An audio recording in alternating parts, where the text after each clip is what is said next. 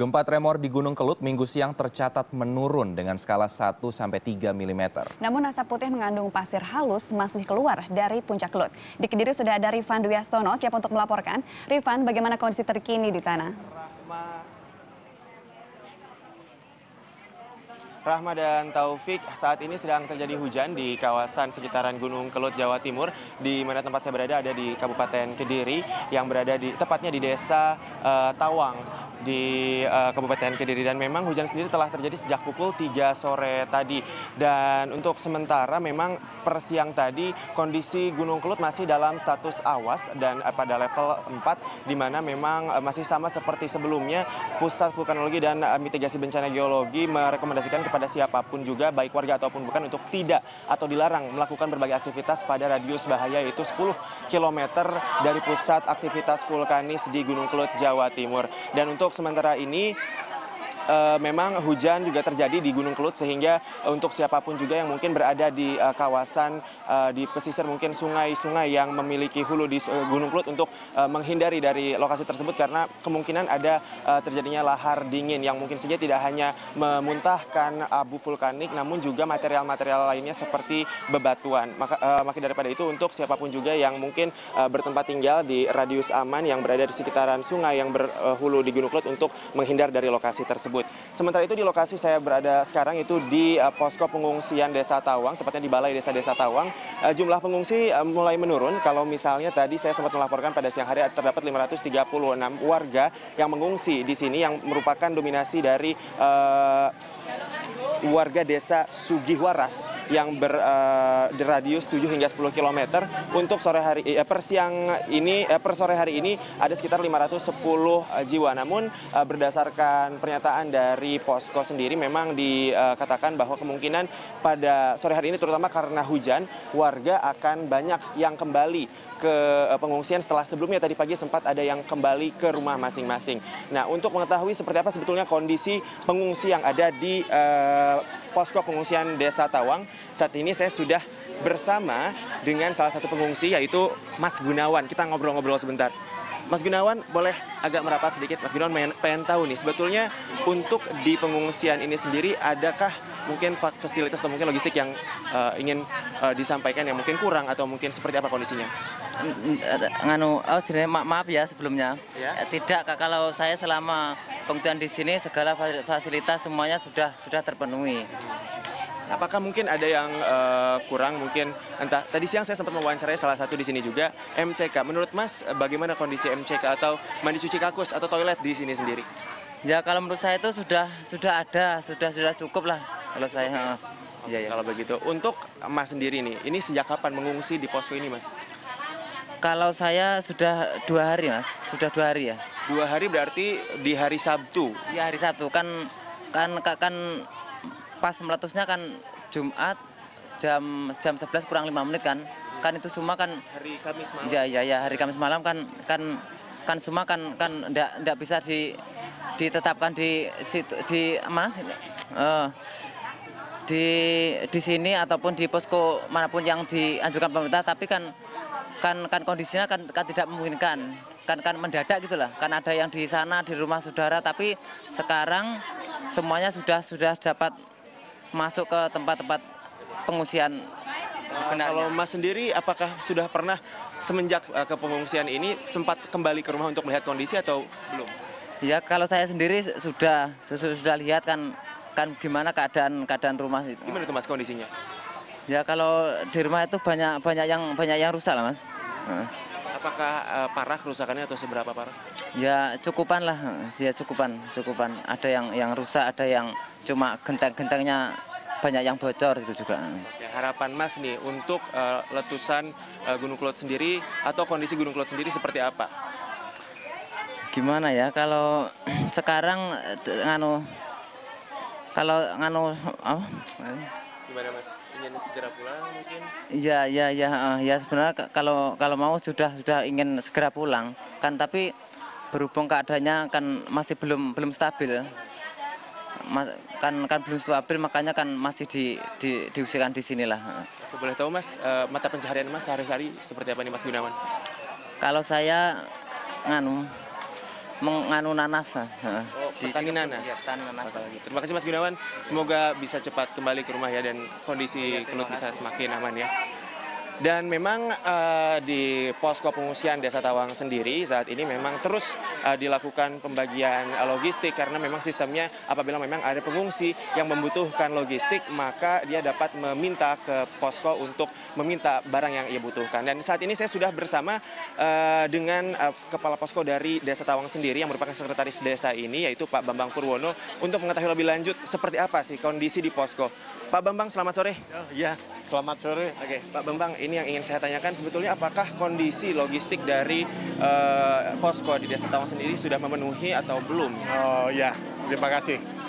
Untuk hari ini kondisi pengungsi Desa Tawang dan sejumlah logistik yang diperlukan saya kira sudah cukup dan melimpah. Baik dari warga masyarakat dan donatur-donatur yang ikut berpartisipasi membantu kesusahan para pengungsi.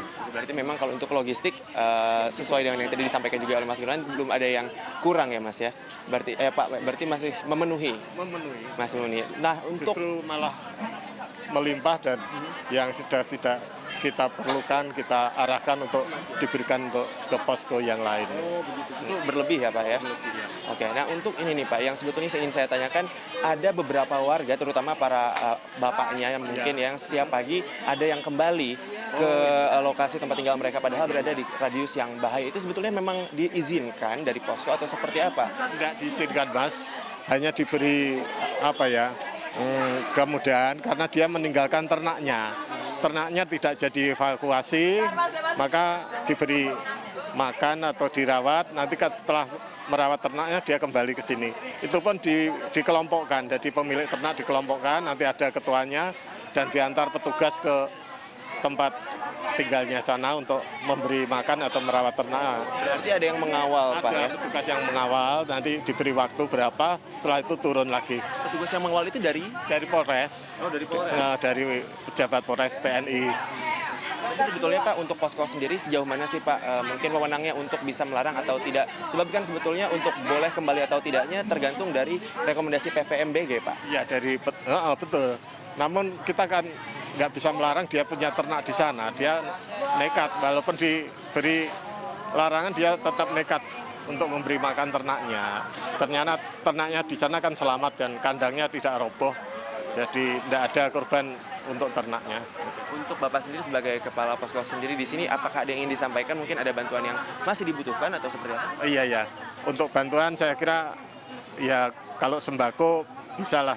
Tapi kalau untuk air mineral dan lainnya saya kira sudah cukup. Terima kasih Pak Bambang waktunya.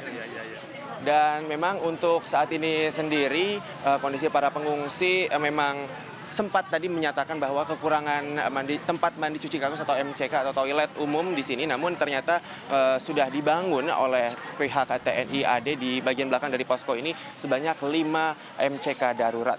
Ya, Taufik dan Rahma. Iya Rifan kan sudah dari kemarin berada di Kediri, Jawa Timur ya Rifan ya. Bisa berbagi dengan kami Rifan pengalaman Rifan di sana, bagaimana pasokan air bersih di sana Rifan? Untuk selama kami tim dari Net News berada di Kediri sendiri sebetulnya dari waktu pertama kami sampai itu pada hari Sabtu siang sebetulnya hujan maksud kami mengguyur kota ini sehingga ketika sampai memang abu vulkanik yang menutupi seluruh jalan di kota Kediri sudah tidak berterbangan lagi sehingga lebih memudahkan proses pembersihan dilakukan oleh pihak Dinas Pekerjaan Umum dari Provinsi Jawa Timur. Namun tadi pagi memang hujan belum mengguyur lagi dan karena abu mengering kembali, maka pada saat itu juga lah abu berterbangan dan kembali menyulitkan atau menambah ketidaknyamanan warga Kediri saat beraktivitas di luar ruangan terutama. Sementara itu untuk air bersih sendiri sebetulnya dari posko di Desa Tawang sendiri, pihak posko menyatakan bahwa pasokan air bersih disediakan oleh PDAM dan juga memang dari sebelum erupsi dan hingga saat ini tidak terdapat gangguan sedikit pun mengenai pasokan air bersih. Rahma. Ya. Rifan, bagaimana dengan jaringan listrik dan telekomunikasi sendiri? Apakah listrik sudah menyala dan telekomunikasi sudah berjalan dengan lancar di sana? Begitu ya? Sudah terhubung kembali? Ya baik, Taufik dan Rahma, memang untuk saat ini sebetulnya pada saat letusan Gunung Kelut pada hari Kamis malam pada pukul 22.50 memang listrik sempat dipadamkan untuk sementara itu karena mengurangi resiko akan terjadinya hal-hal yang tidak diinginkan. Namun pada Jumat pagi atau beberapa jam setelah letusan memang listrik kembali dinyalakan dan jaringan dari telekomunikasi sendiri tidak terganggu dan hingga saat ini masih dalam kondisi normal. Begitu, Taufik dan Rahma. Iya, meski sempat diguyur hujan nih sekarang Rifan ya, tapi ada kemungkinan kan abu vulkanis masih akan terus berguguran begitu. Nah, dengan demikian pastinya masker tetap jadi kebutuhan mendesak. Di sana masih ada pembagian masker, Rifan?